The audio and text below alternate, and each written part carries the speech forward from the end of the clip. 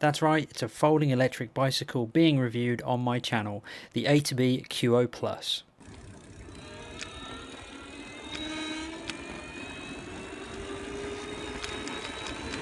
So while different from some of the products I review on this channel, hopefully this video will be helpful to both people looking to buy an electric folding bicycle as well as people enjoying similar hobbies to me.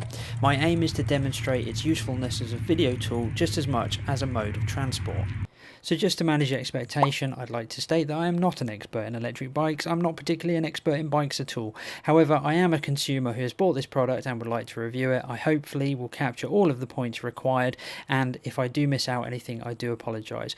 Below there is a link to a YouTube video that I watched from someone who really does know their stuff. By all means have a look at that. Fingers crossed, however, this video will cover some more topics and it will discuss a little bit about the hows and the whys you might choose to buy a bike like this, and hopefully it will be fun and entertaining for you anyway. So with that being said, let's just run through the specs of the bike. It has a 6061 folding aluminium frame, has a 250 watt geared brushless DC hub motor, comes with pedal assist as well as an independent thumb throttle, has a lithium ion 36 volt 9 amp hour battery.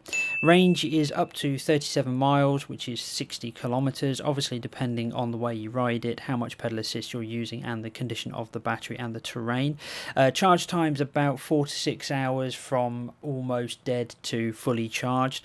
Max speed for the bike is restricted to 15.5 miles per hour. That is to say that the motor will only carry you up to 15.5 miles per hour. You can go faster than that, but you'll be using your own pedal power. The A2B website says it comes with 7-speed Alivio gears. Mine actually came with 7-speed Shimano Acera gears. Nothing wrong with them, they work very well, they operate very smoothly. However, if you're particular about this, it's something you may want to ask about. Brakes are Shimano Tektro 836AL V brakes. Doesn't have any suspension. It has 20-inch by 1.95-inch Kenda K-Shield puncture resistant tyres, and it weighs around 19.8 kilograms, which is about 43 pounds. Now, the accessories that actually come with the bike, it comes with the rear pannier carrier, it comes with the mud guards, it comes with the LED lights, it also has a little bell, and all of that comes as part of the kit, which is a difference between the Kuo Plus and the Kuo, the original Kuo. It didn't come with all of the mud guards and the pannier and everything like this. This all comes fitted. Now, you will notice in the video that you'll see a few accessories that I've put on. The saddle is different, the bike lock on the back is my own, and there's also a little light on the front of it which I added, as well as an iPhone holder. So all items that just make the usability of it a little bit better. So as I mentioned, this is my first and only electric folding bicycle, and for that reason it's very difficult for me to tell you whether or not you should buy a Kuo Plus over, say, a £600 Chinese import on eBay. Some of the research that I did as part of looking for this bicycle was looking at the companies themselves that were manufacturing these bikes. I really wanted to find a company that was kind of a known brand name, and for that reason it would guarantee me a bit of longevity. What I mean by that is that yes, you could spend £650 or £600 on a Chinese bike on eBay. The worry for me though is that if you can't get a replacement battery, if you can't get replacement parts, throttle sensors, cadence sensors that will fit that bike, then you could find that if you have a problem, your investment suddenly disappears very quickly. A2B are a very large importer and exporter of their bikes. They deal with Europe, they deal with America, they've got a very large customer base, and there's plenty of people on all the bike forums and the electric bike forums who are using their products. Now that means that there's potentially more spares available, there'll be second-hand parts available, and also there are distributors within local countries, especially in the UK, that will actually be able to talk to you, give you service support, give you advice, and potentially give you a source of spare parts should you ever need them in the future.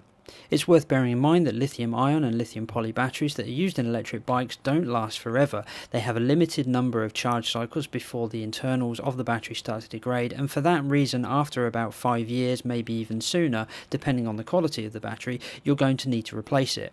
If you've purchased it from a source that is a bit unknown, then you're going to find it much harder to replace that battery, and it's going to turn your electric folding bike into just a manual folding bike that has no resale value. That's kind of the reason that I went the A2B route. I think that they're manufacturing electric bikes constantly. That's all they do, and for that reason there should be much more chance of them lasting 5 years, and ultimately that means that you'll be able to find replacement batteries and keep your bike going. If you don't choose to keep that bike, you'll also be able to sell it on the understanding that spare parts are available, and that will increase the resale value when it comes to that decision. So having owned this for about a month now, what do I think of the Kuo Plus? Well, I absolutely love this thing and I cannot recommend it highly enough. This really has ticked all the boxes for the purpose that I wanted it for. Now, admittedly, a cheaper folding electric bike may well have ticked most of those boxes as well, but what I really do like about this A2B model is it just oozes quality.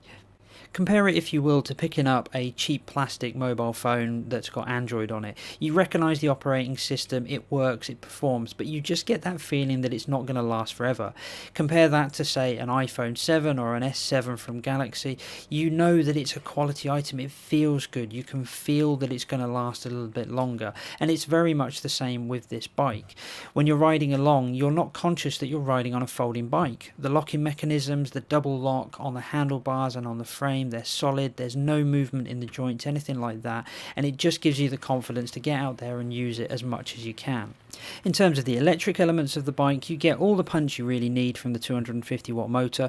Granted, it's not going to be propelling you up any steep hills without you doing some pedalling, but the fact it's linked with the 7-speed gearbox on the back of it means that you can just stick it down a couple of notches, put it up into level 5, and it's really going to get you up some steep hills without much effort from you at all. What's nice about it is, of course, you can choose the level that you want. It's got the pedal assist, which means that you are still doing exercise, you're still working, but you can kind of choose how much work you do to get up steep inclines or to just ride on a daily basis. Battery life so far seems to be living up to expectation. I managed to get about 35 miles on a single charge over a course of maybe 3 or 4 days, and that was going up some reasonable hills and using the pedal assist at levels of up to 3 and 5, which is probably higher than you actually need to. Charge times of 4 to 6 hours are probably fairly accurate. However, what I did find is that you could charge the battery from, say, 10% all the way up to about 70% within about an hour, hour and a half. The remains of the battery all the way up to 100% is what seems to take the longest amount of time. Now, what's nice about that is that if you were going to go on a fairly long excursion, you would be able to maybe find a coffee shop for an hour or so, knowing that you'd be able to get a decent amount of power into the battery that would maybe get you back home. What you have to bear in mind, though, is this isn't really a touring bike. It's not designed for that kind of use, but it's just nice to know it is an option if required. One thing I would say with that, however, is you will notice battery drop off, which is to say that as the battery gets lower, you will find that the motor doesn't have as much punch to it as before. It'll get you where you need to go on flats and everything like that, but if you've got some fairly hilly sections, then when you get down to the lower end of the battery, then you're going to find that it's going to struggle much more. So we've talked about the good things, what about the bad? Well, obviously the cost is the number one factor there. I think this is probably more expensive than it necessarily should be. I would love to be able to get my hands on some cheaper bikes at some point in the future just to see how it feels compared to this Kuo Plus. Unfortunately, it's too subjective for me to be able to say whether or not it is worth the money. All I can tell you is that I don't regret spending that amount of money for the quality that I've got. Only minor niggles I've found with this bike so far is purely the fact that the magnetic clasp that holds the front wheel to the rear wheel when folded has disappeared. Unfortunately, it looks as if it uses a thread, and that thread obviously didn't have thread lock, so it's come loose and vanished in the process of riding. Not a major issue, but it was quite handy because it did hold them together when you're trying to lift it into a car, and I have found that sometimes it will fall apart if you don't do that. Nothing that a Velcro strap won't solve, and likewise I might be able to get a replacement from A2B if I ask them. Now, coming from a mountain bike that was fitted with full suspension and disc brakes, this is obviously a very different bike to ride. I do notice that it's a much firmer ride because of the lack of suspension, and indeed I've actually invested in a fairly cheap seat post which has inbuilt suspension on it. The one problem that I did find with that was the opening for the seat post on this bike is 31.8mm, which is about as wide as they come, so I did have to search quite far to find a shim that would take it down to 27.2, which is a much more standard fit seat post. However, it's fitted, it's perfectly usable, and it does dull out some of those bumps on your backside. I also fitted the slightly larger saddle purely for the fact that I wanted a comfort ride rather than something a little bit more sporty, which is what it comes with, which I don't feel is necessarily what you want on something like a commuter bike like this. So in conclusion, the Kuo Plus, a fantastic bike and well worth the money in my opinion. I would encourage other people to go out there and look at the options. If you don't have the budget, don't feel too afraid of buying something cheaper, but if you really do want something that feels quality, then please at least go and have a test ride of one of these. I highly recommend A2B Like I say, the guys there were very helpful, and if you go and visit them, they'll let you do a test ride, they'll set it up, they'll show you the various different options, and you really get a feeling that you're going to be treated well in the future as well. Anyway, as bike reviews go, that's probably going to be my last one for a while, unless someone's willing to send me some examples, in which case I would love to be able to ride them and do some comparisons. But until then, thanks for watching, and I hope this video has been useful to you.